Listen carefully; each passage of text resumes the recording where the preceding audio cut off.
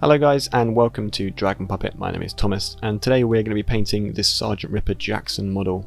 It was released on a limited run at the beginning of the year and then they re-released it again recently. I managed to get my hands on one luckily. It was a bit pricey but I couldn't resist. Lots of female Imperial Guard characters appear in the Warhammer 40,000 novels, but there don't seem to be many models for the tabletop of female characters, so it's good to see that Games Workshop are maybe starting to think about changing that. Inside, as you expect, there's a little sprue with a base and an instruction booklet. I found the assembly to be quite straightforward, but it didn't allow a lot for customization, but that's to be expected from a character model.